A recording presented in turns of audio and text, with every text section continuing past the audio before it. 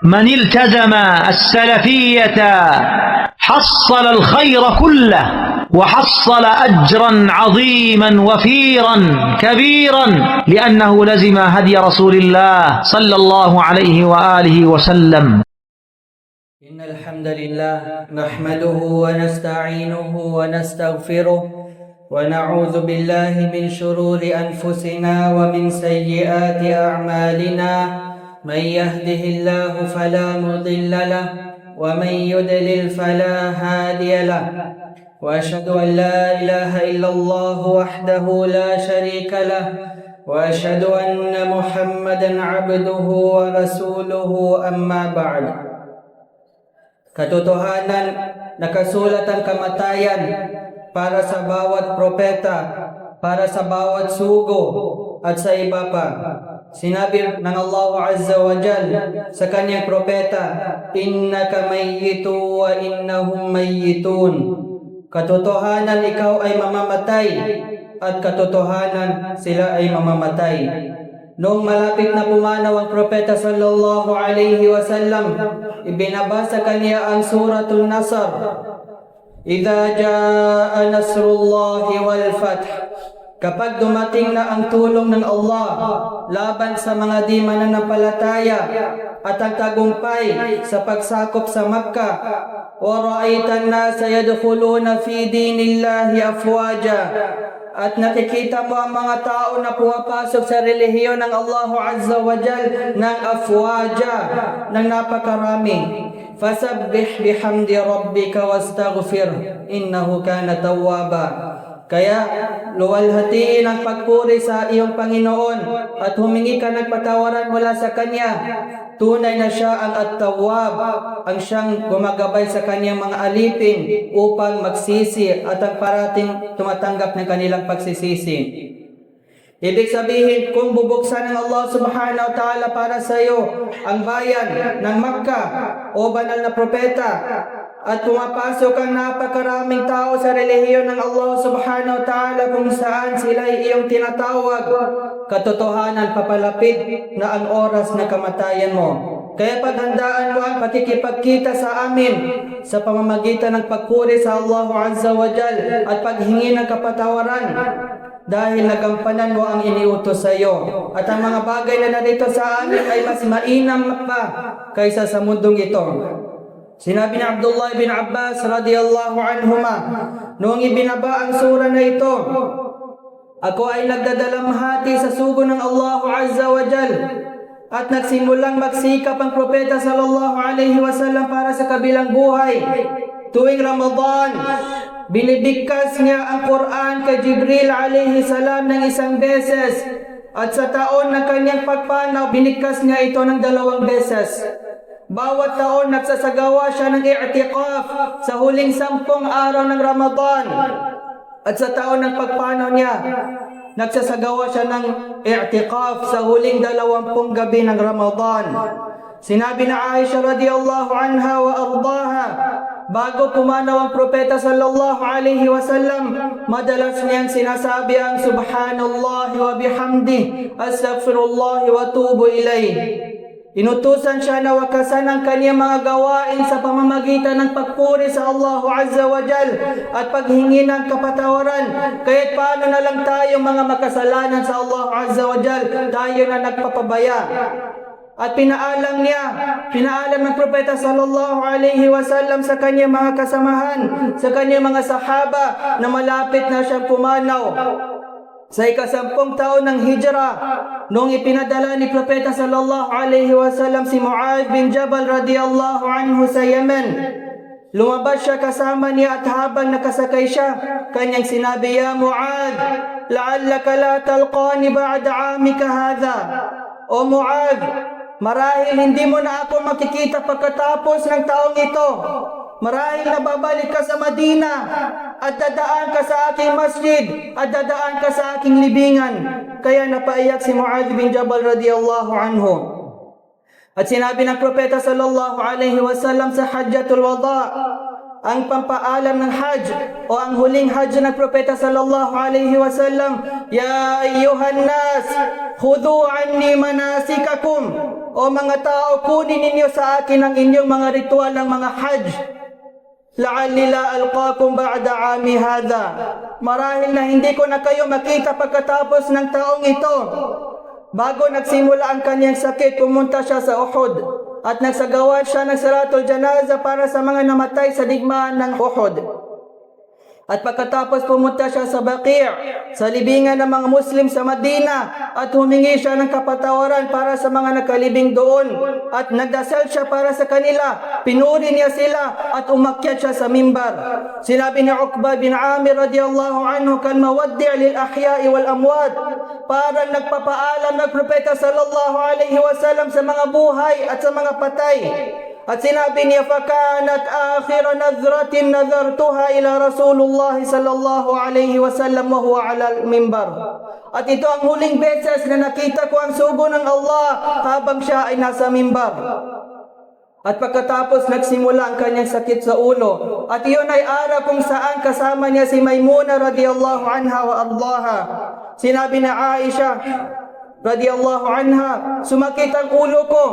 At bumalik ang propeta sallallahu alaihi wasallam mula sa janaza sa Baqi'. Kaya nagsabit ako ng unan sa pintuan ng aking kwarto. At nung dumaan ang propeta sallallahu alaihi wasallam, sinabi na Aisha, "Wa ra'sa," ang aking ulo. Sinabi ng Rasulullah, "Ma sya'nuki ya Aishata?" Ano nangyari sa iyo, Aisha? Sinabi niya, "Ashtaki ra'si." Sumakit ang ulo ko. Kaya sinabi ng propeta sallallahu alaihi wasallam, "Ma darraki law mitti qabli fa qumtu alayki fa ghassaltuki wa kaffantuki wa sallaytu alayki wa dafantuki." Ato ano ang ikasasama sa iyo kung mauna kang pumanaw kaysa sa akin, dahil alagaan kita, paliliguan kita, babalutan kita, at dadasalan kita ng janaza at ililibing kita.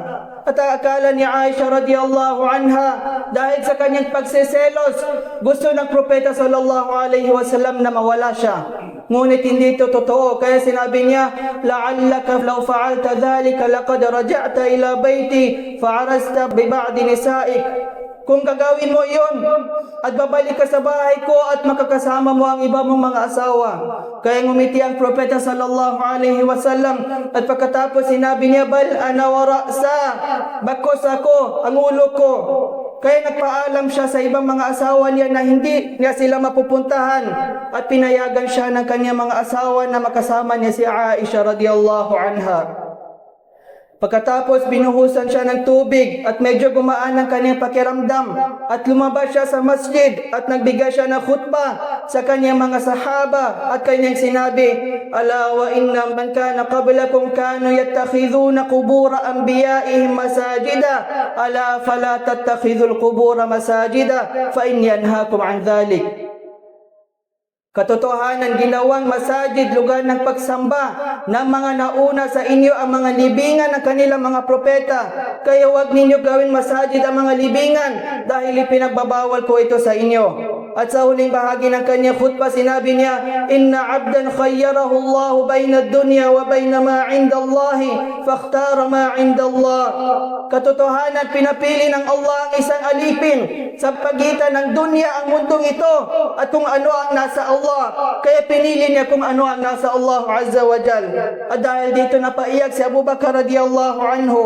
Sinabi ni Abu Sa'id al-Khudri radiyallahu anhu, ang alipin na pumili ay ang sugo ng Allah sallallahu alaihi wasallam. At si Abu Bakar ang pinakamaalam mula sa amin. At hindi naintindihan ito ng karamihan ng mga sahaba ang layunin ng propeta sallallahu alaihi wasallam. Ngunit naintindihan ito ni Abu Bakar.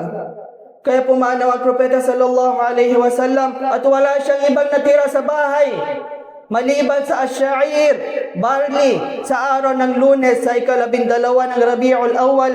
Sa fajr ng araw na iyon, tinanggal niya ang takip mula sa kwarto ni Aisha radiyallahu anha. Dahil ang kwarto ni Aisha, nakadikit ito sa masjid. Habang inaayos ng mga sahabang kanilang saf sa likod ni Abu Bakar. At ang akala nila gumaling na ang propeta sallallahu alaihi wasallam. At hinintay siya ni Abu Bakar, ngunit nagsinyalis ang propeta na ipagpatuloy nila ang kanilang sala. At sa oras ng duha, mas lumala ang kalagayan ng propeta. Mayroon siyang basong tubig at nang hilamos siya sa mukha at kanyang sinabi, La ilaha illallah, inna lil mauti la sakarat. Walang Diyos na karapat dapat sambahin maliban sa Allah. Katotohanan ang kamatayan ay mayroong matinding paghihirap. Pagkatapos pumasok si Fatima radiyallahu anha wa ardaha, ang kanyang anak, habang siya ay nakahiga. Tuwing pumupunta si Fatima, tumatayo ang propeta sallallahu alaihi wasallam, hinahalikan niya ang kanyang anak at pinapaupo sa kanyang lugar. Ngunit sa araw na ito, hindi niya ito kayang gawin. Kaya naiyak siya at nagsabi, wa kurba aba, wa kurba aba. Ibig sabihin, nahihirapan ang tatay ko, nahihirapan ang tatay ko. At sinabi ng propeta sallallahu alaihi wasallam, Laysa ala abiki, laysa ala al-abiki karbun ba'da al-yawm. Wala nang paghihirap para sa iyong ama pagkatapos ng araw na ito. At pagkatapos, Binulungan niya si Fatima radiyallahu anha. at dahil dito, tinaas niya ang kanyang ulo at napaiyak siya. At may binulong siya sa ikalawang beses at napatawa naman siya. Kaya gustong malaman ni Aisha radiyallahu anha kung ano ang sinabi niya sa kanya. At hindi ito binanggit ni Fatima maliban pagkatapos ng pagpanaw ng propeta sallallahu alaihi wasallam. Sinabi niya sa unang pagbulong, sinabi niya na mamamatay siya dahil sa kanyang sakit. At sa ikalawang pagbulong, sabi niya, ako ang una mula sa kanyang pamilya na susunod sa kanya. At ako ang magiging pinuno ng mga kababaihan sa paraiso. Kaya tumawa ako. At pumanaw si Fatima radiyallahu anha 6 na buwan pagkatapos ng pagpanaw ni propeta sallallahu alaihi wasallam. At noong sumikat ang araw, sinabi ni Aisha, ang ulo ng propeta sallallahu alaihi wasallam ay nasa dibdib ko. At nagrukya ako sa kanya sa pamamagitan ng suratul Falaq at suratul Nas. At nilagay ko ang aking kamay sa katawan niya. At pumasok ang kapatid ni Aisha na si Abdurrahman. At may hawak siyang siwak. At nakita ito ng propeta sallallahu alaihi wasallam. At alam ni Aisha na gusto niya ito. Kaya kinuha niya ito sa kapatid niya. At pinalambot niya ito sa pamamagitan ng laway niya. At nilagay niya ito sa ibibig ni propeta sallallahu alaihi wasallam at ginamit niya ito. Habang nagsasagawa siya ng rukya at pinupunasan ang katawan niya at sinasabi niya, Rabbin nas adhibil bas, Panginoon ng mga tao, alisin mo ang kalamidad. At pagkatapos, tinaas ng propeta sallallahu alaihi wasallam ang kanyang kamay at kanyang sinabi, Allahumma rafiqil a'la, Allahumma rafiqil a'la. O Allah, ang pinakamataas na kasamahan. O Allah, ang pinakamataas na kasamahan. At bago dito, sinabi niya na walang propeta na binawian ng buhay maliban na nakikita niya ang kanyang lugar sa paraiso at pinapipili sila. Sinabi ni Aisha, at alam ko na pinili niya iyon ang paraiso habang sinasabi ng propeta sallallahu alaihi wasallam, Allahumma gfirli warhamni wa alhiqni birrafiqil a'la. O Allah, patawarin mo ako at kaawaan mo ako at isama mo ako sa pinakamataas na kasamahan, ma'alladhina an'amta alaihim minan nabiyyin was-siddiqin wasyuhada'i was-salihin. Kasama ang mga biniyayaan mo mula sa mga propeta, mga matatapat, mga martir, at ang mga matutuwid.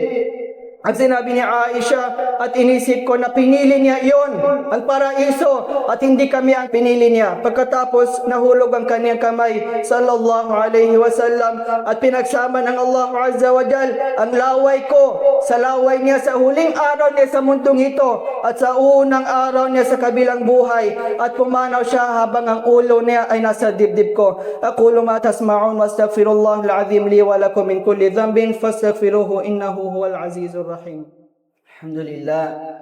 Alhamdulillah wa ashhadu an la ilaha illallah wahdahu la sharika lah wa ashhadu anna Muhammadan abduhu wa rasuluh sallallahu alayhi wa ala alihi wa sahbihi wa sallam. Amma ba'd, ayyuhal muslimun, ibadallah. Nang marinig ng mga sahaba ang balita ng pagpanaw ng propeta sallallahu alaihi wasallam, nabigla sila, hindi sila makasalita. Ang iba, hindi makatayo. Ang iba, tinatanggi nila ang pagpanaw ni Propeta sallallahu alaihi wasallam at sinasabi nila na pumunta lang ang Propeta sallallahu alaihi wasallam sa kanyang Panginoon tulad ng pagpunta ni Propeta Musa sa kanyang Panginoon. At mula sa mga nagsasabi dito ay si Umar bin Khattab radiyallahu anhu, at sinabi niya na kung sino man ang nagsabi na namatay ang Propeta sallallahu alaihi wasallam, pupugutan ko ang kanyang ulo. At lahat na ito ay dahil sa sobrang pagmamahal nila sa Propeta sallallahu alaihi wasallam. Pagkatapos, dumating si Abu Bakar as-Siddiq radiyallahu anhu at pumasok siya sa kwarto ni Aisha. Tinanggal niya ang takip mula sa mukha ng propeta. Hinalikan niya ang propeta at umiyak at kanyang sinabi, "Wa Safiya, wa Nabiya, wa Khalila." O malapit na kaibigan, o propeta, o matalik na kaibigan, wallahi qad mata Rasulullah sallallahu alaihi wasallam. Sumpa sa Allah, pumanaw ang sugo ng Allah sallallahu alaihi wasallam. Inna lillahi wa inna ilaihi raji'un. Katotohanan tayo ay pag-aari ng Allah at sa Kanya tayo magbabalik. Bi abi anta wa ummi. Naway matubos para sa iyo ang aking ama at ina. Tibata hayyan wa mayyitan. Nabuhay at namatay ka ng dalisay. Wallahi la yajma'u Allahu alayka mautatayn abada. Amma al-mautatan allati katabaha Allahu alayhi faqad mittaha. Hindi kailanman pagsasamahin ng Allah subhanahu wa ta'ala ang dalawang kamatayan para sa iyo. At ang unang kamatayan na isinulat ng Allah subhanahu wa ta'ala para sa iyo, naranasan mo na yon. Pagkatapos tinakpan niya siya at lumabas sa mga tao habang pinagsasabihan ni Umar bin Khattab radiyallahu anhu ang mga tao na nagsasabi na namatay ang Rasulullah sallallahu alaihi wasallam, at ang kanyang sinabi na pumunta lang ang propeta sa Allah tulad ng pagpunta ni Propeta Musa sa kanyang Panginoon. At sino man ang magsabi na pumanaw na ang propeta sallallahu alaihi wasallam, pupugutan ko ang ulo niya gamit ang sandata na ito. At sinabihan siya ni Abu Bakar na tumahimik at umupo. Hindi siya pinakinggan ni Umar bin Khattab radiyallahu anhu, kaya umakyat si Abu Bakar as-Siddiq radiyallahu anhu sa mimbar. Sumaksis siya at pinuri niya ang Allah subhanahu wa ta'ala at ang kanyang sinabi, "Ayyuhan nas, o mga tao, man kana ya'budu Muhammadan fa inna Muhammadan qad mat." Sino man ang sumasamba kay Muhammad, katotohanan pumanaw na siya. "Wa man kana ya'budu Allah fa inna Allah hayyun la yamut." At sino man ang sumasamba sa Allah, katotohanan siya ay buhay at hindi namamatay. Pagkatapos binasa niya ang aya, "Wa ma Muhammadun illa rasulun qad khalat min qablihi ar-rusul afa in mata aw qutila inqalabatum ala aqabikum wa man yanqalib ala aqibayhi falan yadurra Allah shay'a wa sayajzi Allahu asy-syakirin." At si Muhammad ay hindi hihigit bilang sugo, at katotohanan marami mga sugo ang nauna pumanaw na sa kanya. Kung siya ay namatay o napatay, kayo ba ay tatalikod sa inyong mga sakong bilang hindi nananampalataya, at siya nasa kanyang sakong tumalikod, hindi ito makasasama sa Allah Azza wa Jal at magbibigay ng gantipala ang Allah sa mga mapagpapasalamat. Noong binasa ito ni Abu Bakar as-Siddiq radiyallahu anhu, naging tiyak sa mga sahaba radiyallahu anhum na pumanaw ng propeta sallallahu alaihi wasallam. Asallallahu an yarzuqana bi'ilmin nafi' wa 'amalan salih wa an yu'inana bi dhikrihi wa shukrihi wa husni ibadatihi. Aqulu qawli hadha wa astaghfirullah li wa lakum wa aqimis salat.